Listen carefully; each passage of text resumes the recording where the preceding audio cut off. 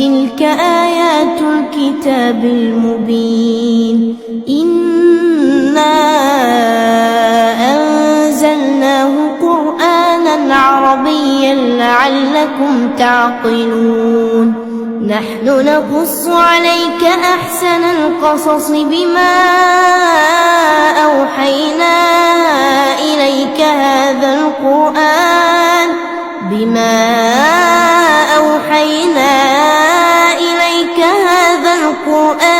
وإن كنت من قبله لمن الغافلين إذ قال يوسف لأبيه يا أبت إني رأيت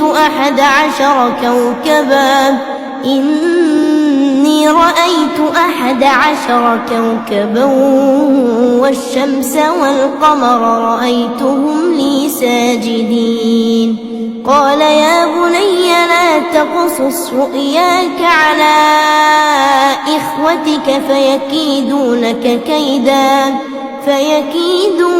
كيدا إن الشيطان للإنسان عدو مبين وكذلك يجتبيك ربك ويعلمك من تأويل الأحاديث ويتم نعمته عليك وعلى آل يعقوب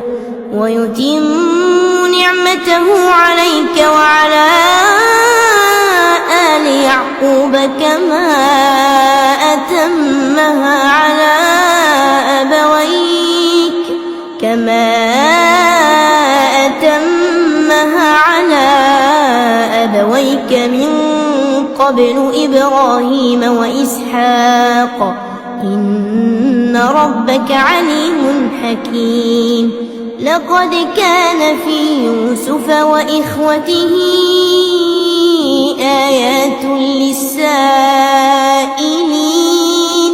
إذ قالوا ليوسف وأخوه أحب إلى أبينا منا ونحن عصبة إن أبانا لفي ضلال مبين اقتلوا يوسف أو اطرحوه أرضا يخل لكم وجه أبيكم وتكونوا من بعده قوما صالحين قال قائل منهم لا تقتلوا يوسف وألقوه في غيابة الجب يلتقطه بعض السيارة إن كنتم فاعلين قالوا يا أبانا ما لك لا تأمنا على يوسف وإنا له لناصحون أرسله معنا غدا يرتع ويلعب وإنا له لحافظون قال إني ليحزنني أن تذهبوا به وأخاف أن يأكله الذئب وأنتم عنه غافلون قالوا لئن أكله الذئب ونحن عصبة إنا إذا لخاسرون فلما ذهبوا به وأجمعوا أن يجعلوه في غيابة الجب وأوحينا إليه لتنبئنهم بأمرهم هذا وهم لا يشعرون وجاءوا أباهم عشاء يبكون قالوا يا أبانا إنا ذهبنا نستبق وتركنا يوسف عند متاعنا فأكله الذئب وما بمؤمن لنا ولو كنا صادقين. وجاءوا على قميصه بدم كذب قال بل سولت لكم أنفسكم أمرا فصبر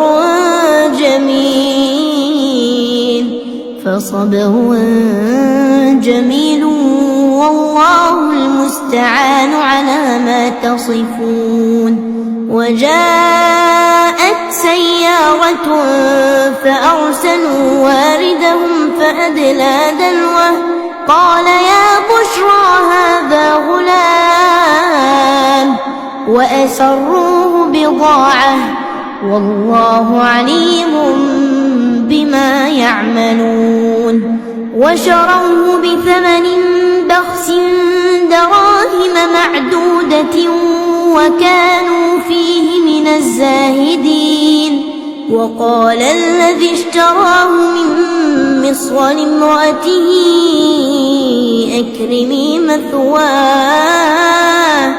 أكرمي مثواه عسى أن ينفعنا أو نتخذه ولدا.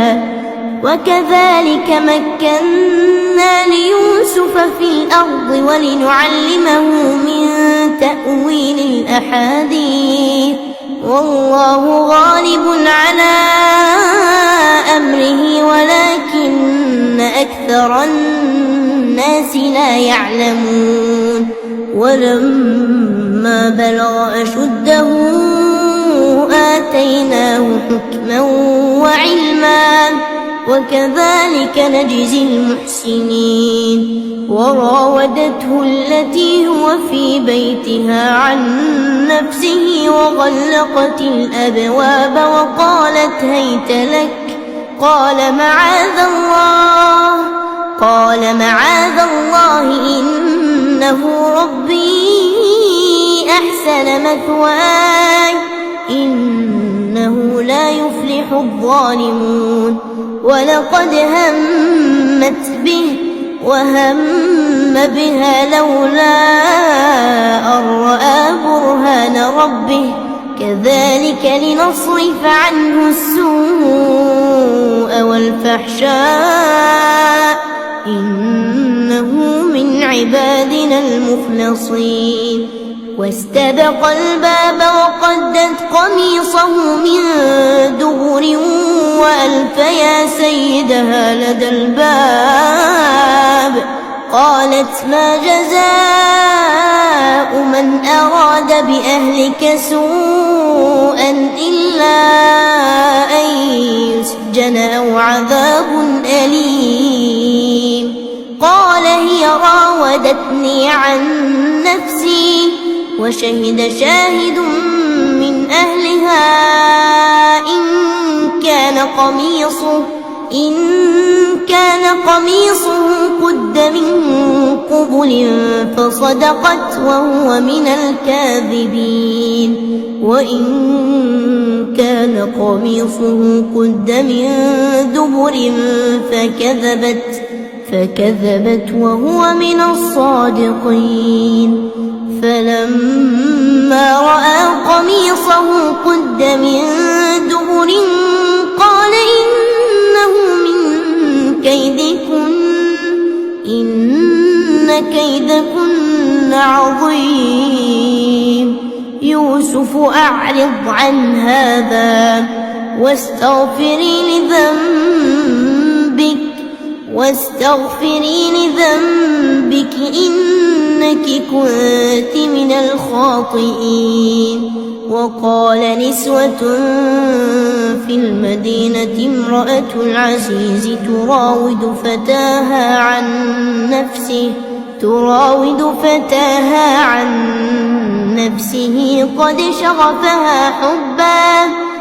شغفها حبا إنا لنراها